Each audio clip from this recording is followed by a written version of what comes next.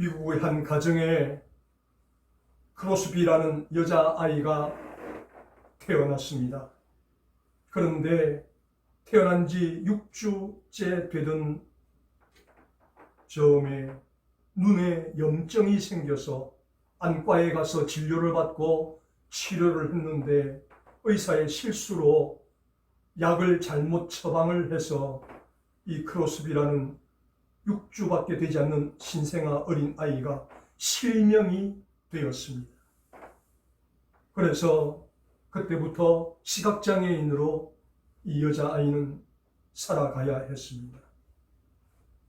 그렇게 시각장애인으로 살면서 세상에 대한 원망과 불평을 가지고 그리고 아무 소망을 가지지 못하고 하루하루를 그냥 되는 대로 살아가고 있었습니다. 그러다가 30살이 되던 해에 어느 날 미국 브로드웨이 교회에서 열리는 부흥 집회에 우연히 참석을 하게 되었습니다. 부흥에 참석했는데 성도들이 함께 부르는 찬송 소리에 자기도 모르게 눈물, 콧물 흘리며 하나님, 제가 지난 30년 동안 시각장애인이라는 이유로 사회에 대한 불평과 불만을 가지고 소망도 없이 이렇게 허송 세월을 살아온 것 하나님 잘못했습니다. 이제 저는 예수님을 붙들고 소망 가운데 살아가겠습니다. 그 부흥의 석상에서 회심하고 결단을 하게 되었습니다. 그리고 그는 자기가 시각장애인이지만 자기가 가지고 있는 재능, 노래를 잘 부르고 그리고 시를 잘 쓰는 재능이 있었습니다. 그래서 그 재능을 가지고 찬송 시를 작시하기 시작을 했습니다. 그래서 30살 때 예수님을 만나고 95세에 하나님의 품에 안기기까지 그는 60년 동안 1200편의 찬송 시를 썼습니다.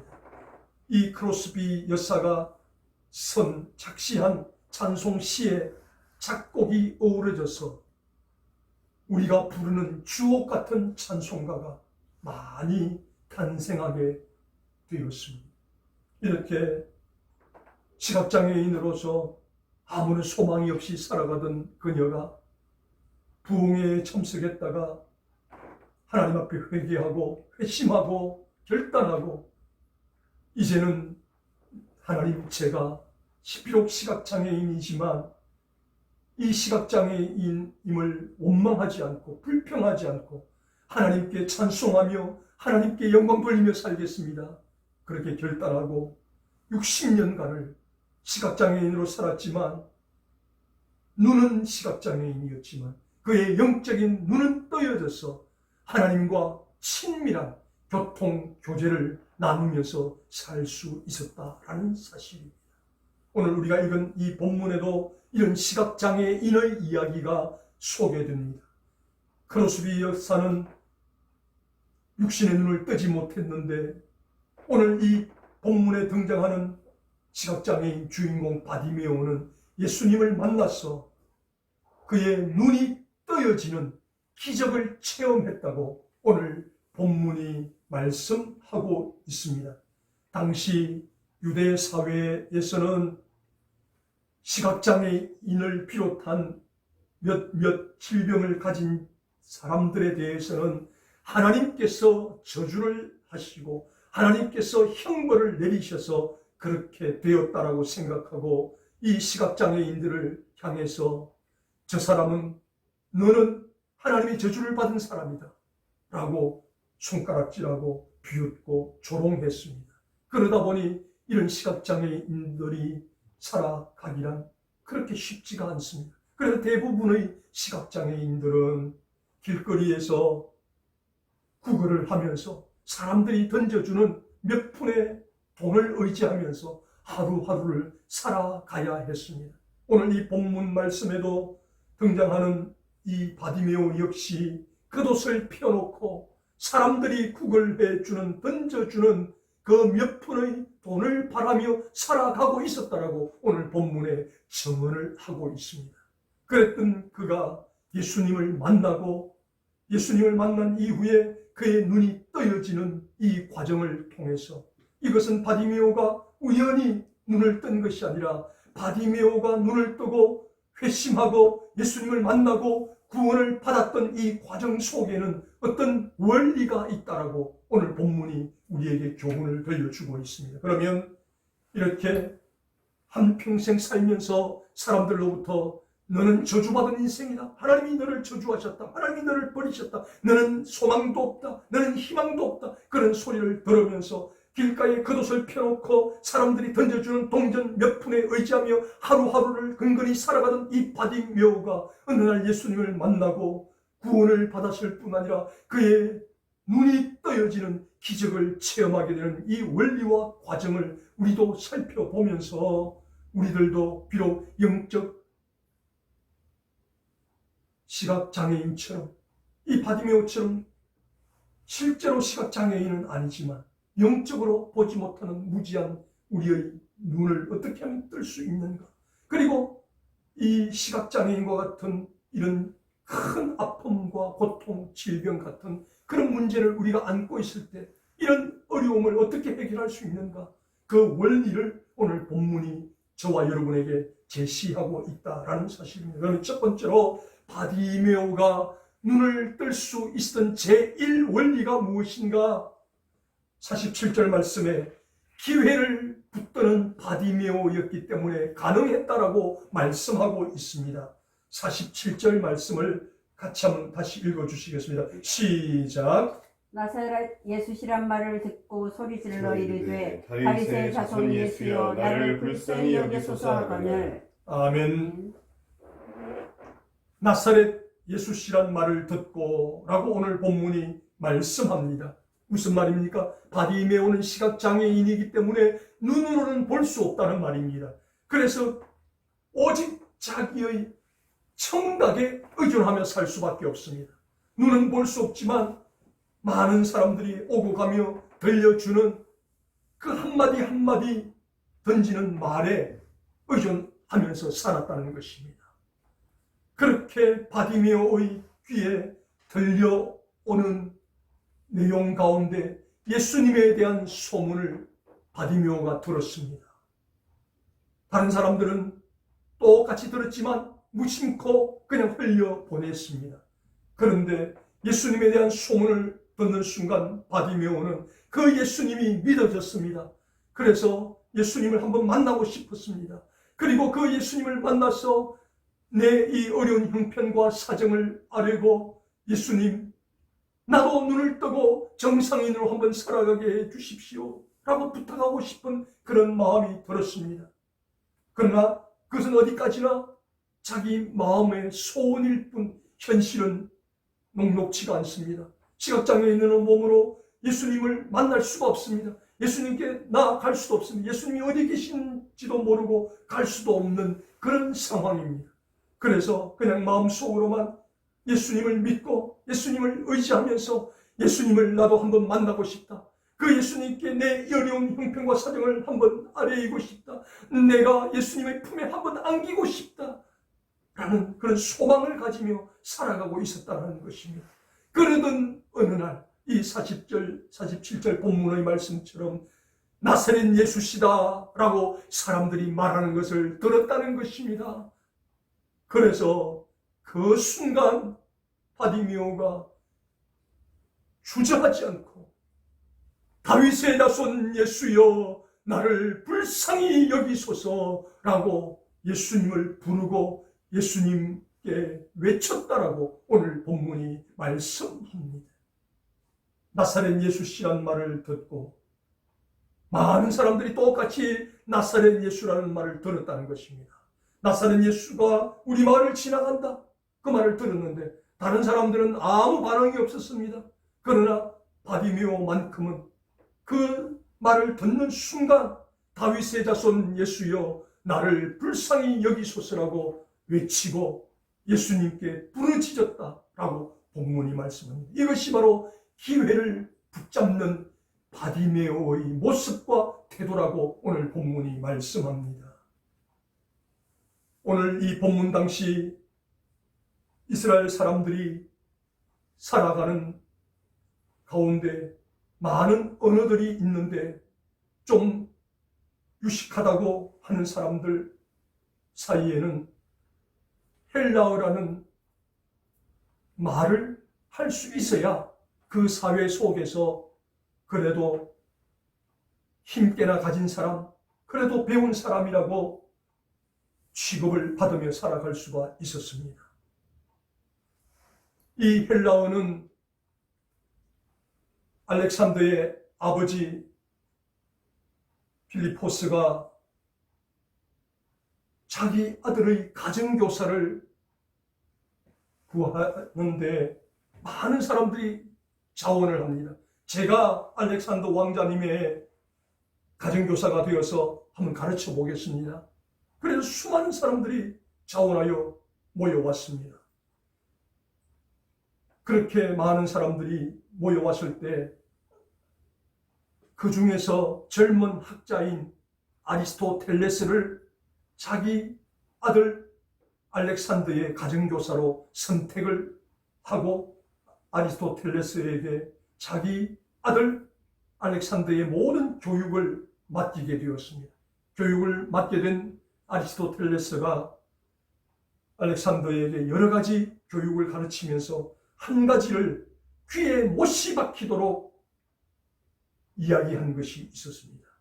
그것이 무엇인가 하면 아리스토텔레스는 알렉산더에게 이야기합니다. 왕자님이 아버지의 뒤를 이어 왕이 되어서 세계를 점령해 나갈 때 그 점령 지역마다 언어를 만들어서 언어를 보급하십시오. 그러면 왕자님의 그 영향력이 온 세계에 미치게 될 것입니다. 라고 조언을 해줍니다. 이런 아리스토텔레스의 조언을 받아들여서 알렉산더 왕이 언어를 만들었습니다. 코이네어, 헬라어라는 언어를 만들었습니다. 그래서 스승이 시키는 대로 땅을 정복하고 점령할 때마다 너희 마음대로 살아도 좋다. 그런데 여기서 사용하는 언어는 코이네어, 헬라어를 사용해야 된다. 그래서 이것을 보급시켰습니다. 그랬더니 이 헬라어 코이네어가 온 세계에 보급이 되어서 당시 세계 공통어, 지금 세계 공통어가 영어인 것처럼 헬라어가 세계 공통어가 될 수가 있었습니다. 그런데 이때 사용했던 헬라어의 시간이라는 단어에 대한 뜻이 여러 가지 함의를 가지고 있습니다. 우리 말에는 시간이라고 하면 시간 한 가지의 뜻과 개념밖에 없지만 이 헬라어에는 여러 가지의 개념들이 있습니다. 모든 단어에. 특별히 이 시간이라는 단어 속에는 두 가지의 개념이 있는데 첫 번째는 크로노스라는 시간 개념. 흘러가는 시간. 하루 24시간, 1년 365일. 모든 인류 77억에게 똑같이 주어지는 시간. 이것이 크로노스의 시간이라는 것입니다. 그런데 또 한 가지 시간의 의미가 있는데 이것은 흘러가는 그 크로노스의 시간 속에서 24시간의 시간 속에서 1년 365일의 시간 속에서 하나님께서 숨겨놓으신 카이로스의 시간을 붙잡는 사람이 있는가 하면 붙잡지 못하고 흘려보내는 사람도 있다는 것입니다. 그래서 시간은 크로노스의 시간과 카이로스의 시간이 있다라고 헬라어에는 정의를 하고 있습니다. 그렇게 크로노스의 시간은 바디메오에게도 하루 똑같이 24시간 1년 365일 흘러가고 있었습니다. 다른 사람에게도 마찬가지입니다. 그런데 나사렛 예수시란 말을 듣고 예수님께 다윗의 자손 예수여 나를 불쌍히 여기소서 그렇게 외치고 불렀던 그 시간이 카이로스의 시간이라는 것입니다. 똑같이 흘러가는 크로노스의 시간 가운데서 바디메오는 하나님이 숨겨놓으신 카이로스의 시간을 붙들었기 때문에 시각장애인이었던 이 바디메오가 눈을 뜨는 놀라운 기적을 체험할 수가 있었다라는 사실입니다. 저와 여러분도 마찬가지입니다. 하나님께서는 이 땅을 사랑하는 77억 인구 모두에게 하루 24시간, 1년 365일 똑같이 평등하게, 균등하게 크로노스의 시간을 저희들에게 허락하여 주셨습니다. 그런데 하나님은 그 흘러가는 크로노스의 시간 가운데 카이로스의 시간을 곳곳에 숨겨 놓으셨다는 것입니다. 그래서 우리가 하나님 앞에 예배하는 가운데, 말씀을 묵상하는 가운데, 기도하는 가운데, 찬송하는 가운데 그 카이로스의 시간을 발견할 수가 있다는 것입니다. 그래서 이것이 하나님의 시간이다, 하나님이 숨겨놓으신 나를 향한 시간이다라고 인식이 되는 순간 바디메오처럼 그것을 붙잡으면 그 카이로스의 시간을 통해서 우리의 인생이 역전될 수 있고 우리의 인생이 변화될 수 있고 우리에게도 이런 기적이 일어날 수가 있다라는 사실입니다. 그래서 바디메오가 눈을 뜨게 된 제1원리, 기회를 붙잡은 바디메오, 저와 여러분들도 무심코 흘러가는 하루 24시간, 1년 365일 이 크로노스의 시간 가운데 하나님께서 저와 여러분을 위해서 특별히 숨겨놓으신 카이로스의 시간, 이 기회를 우리가 잘 포착하여 붙잡을 때에 우리에게도 바디메오와 같은 놀라운 은혜가 임하게 되기를 주님의 이름으로 축복합니다. 아멘. 두 번째로 바디메오가 눈을 뜰 수 있었던 제2원리가 있다라고 본문이 말씀합니다. 두 번째 원리는 48절 말씀, 인내와 도전의 바디메오였기 때문에 이것이 가능했다라고 말씀합니다. 48절을 같이 읽어주시겠습니다. 시작. 많은 사람이 꾸짖어 잠잠하라 하되 그가 더욱 크게 소리질러 이르되 다윗의 자손이여 나를 불쌍히 여기소서 하는지라. 아멘. 이렇게 흘러가는 크로노스의 시간 가운데 하나님께서 특별히 예비해 놓으신, 숨겨 놓으신 그 카이로스의 시간을 바디메오가 붙잡고 찾아내었습니다. 그래서 다윗의 자손 예수여 나를 불쌍히 여기소서 크게 외치고 불러 보았습니다. 그런데 당장의 현실 가운데 어려움이 닥쳐오기 시작합니다. 48절 말씀에 무엇이라고 이야기합니까? 바디메오가 기회를 붙잡았음에도 불구하고 주변의 환경이 녹록지 않았다는 것입니다. 사람들이 조용히 해라, 시끄럽다, 시각장애인 주제에 어디 떠들고 있느냐, 너 부르짖는 소리에 예수님의 사역이 방해된다, 우리가 예수님을 만나는데 방해가 된다, 조용히 해라, 조용히 해라, 윽박 지르고 겁박을 주고 바디메오에게 어려움이 닥쳐왔다는 것입니다. 그럼에도 불구하고 바디메오는 더욱더 크게 소리질러 가로되 다윗의 자손이여 나를 불쌍히 여기소서 외쳤다라는 것입니다. 어쩌면 처음에 예수님 지나가신다는 소리를 듣고 바디메오가 다윗의 자손 예수여 나를 불쌍히 여기소서 할 때 예수님께서 그 음성을 들으셨을 것입니다. 그럼에도 불구하고 예수님은 침묵하셨습니다. 의도적으로 침묵하셨다라고도 볼 수 있습니다. 과연 저 바디메오가 나를 찾는 것이 그냥 한순간의 선택인지 저렇게 부르다가 끝낼 것인지 한번 알아보자. 예수님은 첫 번째 바디메오가 불렀을 때 그냥 무심하게 지나가셨습니다. 그리고 예수님께서 지켜보시는 가운데 사람들이 겁박하고 조용히 해라, 시끄럽다, 시각장애인 주제에, 하나님의 저주를 받은 주제에 온갖 모멸감을 다 안겨 주었습니다. 예수님은 바디메오가 이런 상황에서 어떻게 하는지 유심히 지켜보셨습니다. 이렇게 어려움이 있었습니다. 고난이 있었습니다. 그래도 바디메오는 끝까지 인내하고 참아내고, 그리고 사람들이 조용히 하라 자기를 겁박하면 더욱더 소리질러 예수님을 부르는 도전하는 모습을 보였다라고 오늘 본문이 말씀하고 있습니다.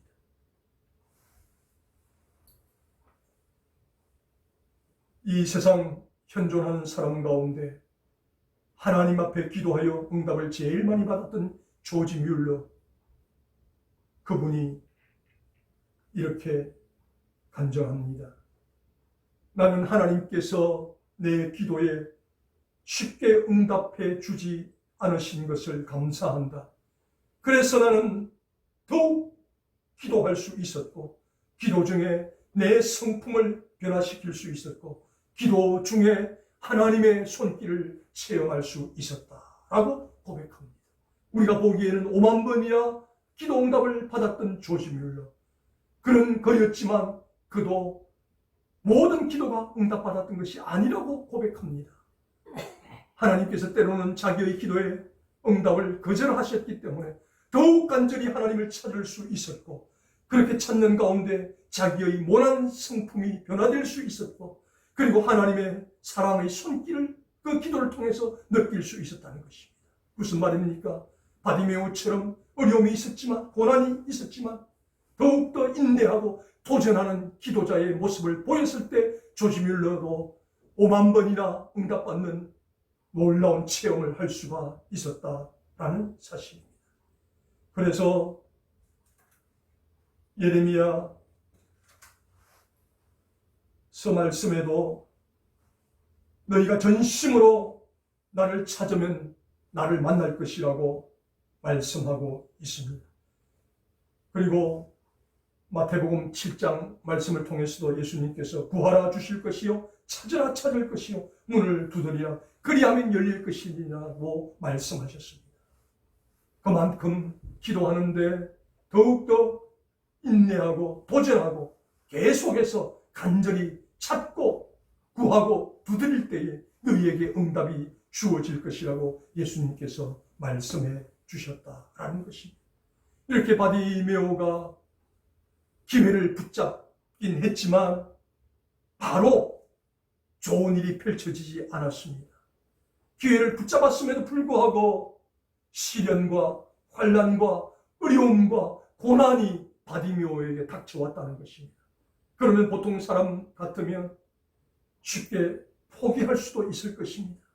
그런데 바디메오는 포기하지 않았다는 것입니다. 끝까지 인내하고 끝까지 도전하며 더욱더 크게 소리 질러 다윗의 자손 예수여 나를 불쌍히 여기소서 그렇게 부르짖어 기도할 때 드디어 주님의 시험이 끝이 났다고 오늘 본문이 말씀합니다. 그렇게 인내하며 도전하는 바디메오의 간절한 부르짖음과 소리를 들으시고 주님께서 가시던 걸음을 멈추시고 저 시각장애인을 내게로 데려오라 하나님께서 말씀하셨다라고 본문이 말씀합니다. 저와 여러분도 이 세상을 살아가면서 우리의 기도에도 응답이 되는 기도도 있지만 응답이 되지 않는 기도도 있을 것입니다. 그때 오늘 이 본문을 기억하며 포기하지 말고 인내하며 도전하며 기도하게 되시기를 바랍니다. 아멘. 그리고 살아가는 날 동안 여러 가지 문제를 만날 때도 그 문제 앞에 주눅들지 말고 내 힘으로는 할 수 없지만 하나님이 도와주시면 하실 수 있습니다. 하나님 도와주십시오. 더욱더 크게 부르짖어 소리질러 하나님께 기도할 때에 우리의 문제도 해결함 받게 되기를 주님의 이름으로 축복합니다. 아멘. 마지막 세 번째로 바디메오가 눈을 뜬 제3원리가 있다라고 오늘 본문이 말씀합니다. 그 3원리는 주께서 저 시각장애인을 데려와라 말씀하시고 사람들이 바디메오야 나사렛 예수님이 너를 데려오라 하신다 말 들려주었을 때 바디메오는 지체하지 않고 적시 순종하는 바디메오였기 때문에 눈을 뜨는 기적을 체험할 수 있었다라고 오늘 본문이 말씀합니다. 적시 순종하는 바디메오였다라고 말씀합니다. 50절 말씀 같이 읽어보시겠습니다. 시작. 맹인이 겉옷을 내버리고 뛰어 일어나 예수께 나아오거늘. 아멘. 예수님께서 바디메오를 시험하시고 이렇게 어려움이 있어도 고난이 있어도 끝까지 나를 붙드는지 나를 찾는지 한번 지켜보자. 그래서 예수님께서 시험하셨습니다. 그 시험을 통과하자 예수님께서 바디메오를 내게로 데려오라 말씀하시고 사람들이 예수님이 너를 데려오라 하신다. 예수님이 너를 찾으신다. 말을 들려주었을 때 바디메오는 즉시 겉옷을 내어버리고 뛰어 일어나 예수님께 나왔다라고 말씀합니다. 겉옷을 던져버렸다는 것입니다.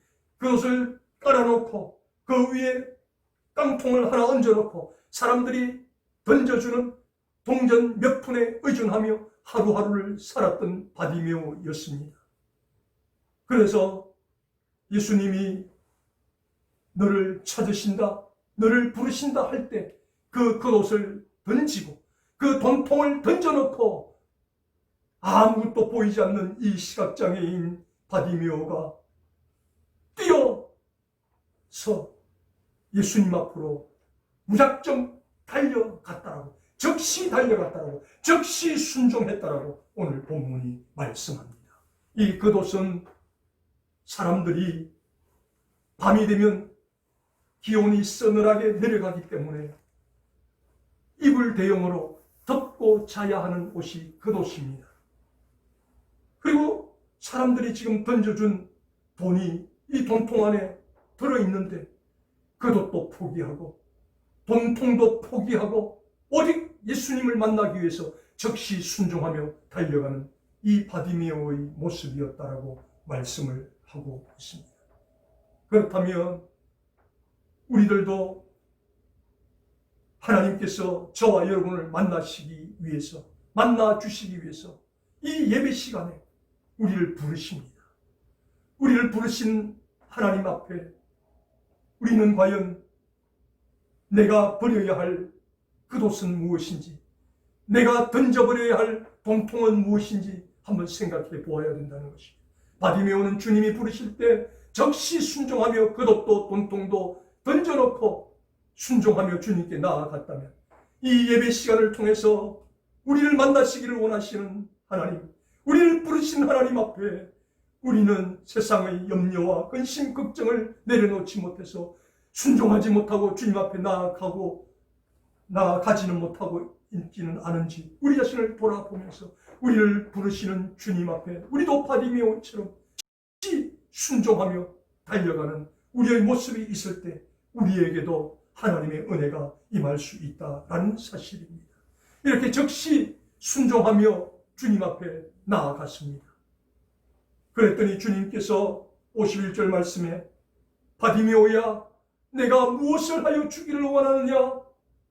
주님의 따뜻한 음성이 바디메오에게 들립니다. 이때 바디메오가 보기를 원하나이다. 내 눈을 뜨기를 원하나이다. 라고 고백합니다. 그러자 예수님께서 가라. 내 믿음이 너를 구원하였느니 이제 눈을 떠서 돌아가라. 그렇게 말씀하시니 즉시로 바디메오의 눈이 떠여졌다라고 말씀합니다. 내 믿음이 너의 눈을 뜨게 한 것이다라고 예수님께서 말씀합니다. 내 믿음이 어떤 믿음입니까? 많은 사람들이 다 똑같이 예수님에 대한 소문을 들었습니다. 그런데 그 사람들은 나사렛 예수, 나사렛 사람 예수 정도로만 여겼다는 것입니다. 그러나 바디메오는 그 예수님이 나를 구원하실 구세주이심을 믿었고 나의 구원자이심을 믿었다는 것입니다. 그래서 다윗의 자손 예수여 나를 불쌍히 여기소서. 그렇게 예수님에 대해서 바른 믿음을 가졌더니 예수님께서 바디메오야 다른 사람들이 가지지 못한 나에 대한 바른 믿음이 너를 구원하였다. 즉시로 눈을 떠서 돌아가라. 그렇게 말씀하시니 바디메오의 눈이 떠여졌습니다. 바디메오가 눈을 뜨고 나서 52절 말씀에 이렇게 기록이 되어 있습니다. 그가 곧 보게 되어 예수를 길에서 따르니라. 예수님께서 너의 믿음이 너를 구원하였다, 집으로 돌아가라 말씀하셨지만 눈을 뜨고서 바디메오는 끝까지 예수님을 따랐다라고 말씀합니다. 이때가 예수님께서 십자가에 달려 돌아가시기 전 얼마 남기지 않은 기간이었다는 것입니다. 바로 바디메오는 나면서부터 시각장애인인지 아니면 후천적 장애인인지는 모르겠습니다. 그렇지만 적어도 수십 년간 시각장애인으로 살아왔을 것입니다. 그러면 자기 눈이 떠있을 때 내가 눈을 떴습니다 라고 말하면서 자기 가족에게도 보이고 싶고 자기 친척, 자기 동네 사람들에게 나타내 보이고 싶었을 것입니다. 그러나 바디메오는 눈을 뜬 순간 자기 눈을 뜨게 하신 예수님과 끝까지 동행하며 함께 했다라고 말씀합니다. 아멘. 마찬가지로 저와 여러분도 수많은 기도를 하나님 앞에 올려드립니다. 하나님께서 저와 여러분의 기도를 응답해 주셨을 때 우리도 바디메오처럼 기도 응답을 하여 주신 하나님의 은혜를 감사하며 끝까지 하나님과 동행하는 우리의 모습이 있게 되기를 주님의 이름으로 축복합니다. 아멘. 이제 말씀을 정리합니다. 오늘 본문 말씀에 소개되는 시각장애인 바디메오가 눈을 뜨는 놀라운 사건을 우리는 살펴보았습니다. 언제부터 시각장애인으로 살았는지는 잘 알 수가 없습니다. 그러나 사람들로부터 너는 하나님의 저주를 받은 사람이다, 그렇게 사람들로부터 외면당하고 왕따를 당하면서 외로이 살아야 했습니다. 길가에 사람들이 많이 다니는 곳에 겉옷을 펴놓고 깡통을 올려놓고 한 푼, 두 푼 던져주는 돈으로 하루하루를 근근히 연명하며 살아가야 했던 바디메오였습니다. 그런데 이 바디메오가 그 불가항력적인 시각장애인으로서의 그 눈을 뜨는 기적을 체험할 수 있던 비결을 오늘 본문이 세 가지 원리로 저와 여러분에게 말씀해 주셨습니다. 또 같이 흘러가는 크로노스의 24시간, 1년 365일 시간 가운데 하나님께서 숨겨놓으신 카이로스의 시간, 기회를 붙잡았던 바디메오였기 때문에 가능했다고 말씀합니다. 기회는 붙잡았지만 기회를 붙잡는 순간 더욱더 어려운 환경이 그를 짓눌러 왔지만 끝까지 인내하며 도전했던 바디메오였기 때문에 가능했다고 본문이 말씀하고 있습니다. 그리고 주님이 실제로 바디메오를 만나기 위해서 바디메오를 내게로 데려오라 말씀하셨을 때 바디메오는 즉시 순종하며 겉옷도 던져놓고 돈통도 던져놓고 즉시 순종하며 주님께 나아갔던 바디메오였기 때문에 눈을 뜨는 기적을 체험할 수 있었다라고 오늘 본문이 말씀하고 있습니다. 저와 여러분들도 이 세상을 살아가면서 다 사람마다 차이는 있지만 다 기도의 제목이 있습니다. 어려움이 있습니다.